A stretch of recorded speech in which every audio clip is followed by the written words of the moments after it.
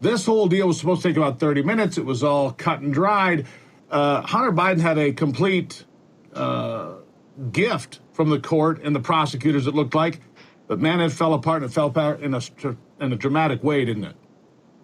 Yeah, thankfully we have a judge that's actually asking reasonable questions and not just going to do the will of a politicized DOJ. Just the weapons charge alone is a 10-year minimum mandatory sentence. And the only thing he was getting out of multiple different charges for tax fraud, the gun charge, was 2 years probation.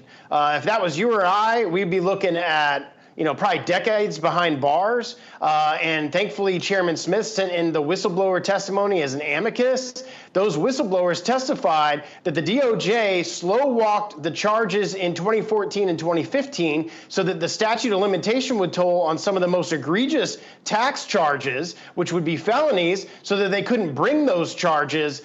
This is an absolute corrupt DOJ that's politicized, that is one standard for Democrats, a different standard for Republicans, and thankfully we had a judge that is asking some questions about, I don't see how this is a reasonable deal given the facts, the circumstances, and the evidence.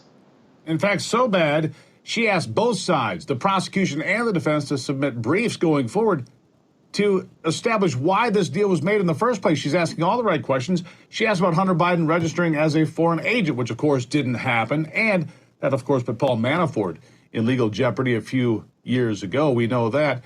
And she asked Hunter Biden directly, did you know you had not paid taxes? To which he said, yes. Again, if you and I had been in that position, Congressman, we would be in jail. I mean, there's just no two ways about it for that kind of money, that kind of tax evasion, right? Yeah, we're talking the total that we know of is $2.2 million this guy didn't pay in taxes. If that was you or I or any other American for that matter, and you're right, those FARA charges weren't even brought on registering as a lobbyist or a representative of foreign entities, and that has been a crime that has been charged to Trump individuals, and they're looking at jail time and all the different things that go with that. I'm glad we're where we are, and we have a judge that's asking reasonable questions. Hopefully, the prosecution is going to realize that they're giving a sweetheart deal to the president's son, and they're going to rethink some of these charges and bring either different charges or the charges that they have brought. They'll at least go to trial on some of that, and maybe there's still chance for justice in this case. Well, that's what I'm wondering. People are wondering now, is there actually going to be someone held accountable? And when I say that, I mean a Democrat held accountable. Is that going to happen? Because people are stunned on both sides of the aisle, I think.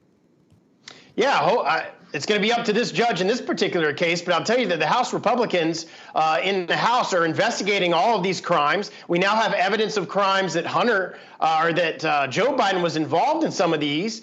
We have what was released recently from Senator Grassley, on the form from the FBI that Joe Biden received $5 million for that deal with Burisma in Ukraine to get rid of that prosecutor. You have him bragging about that. Myself, we're working on an impeachment resolution. You now have leadership in the House that is considering that for these corruption charges. I think there's plenty of evidence. If President Biden was not president and could be charged with a crime, he would be locked up and all that. Just listen to some of the whistleblower testimony on the IRS, where the DOJ wouldn't allow them to do search warrants, wouldn't allow them to go down the road of the evidence that showed that the big guy, Joe Biden, was involved in some of these transactions.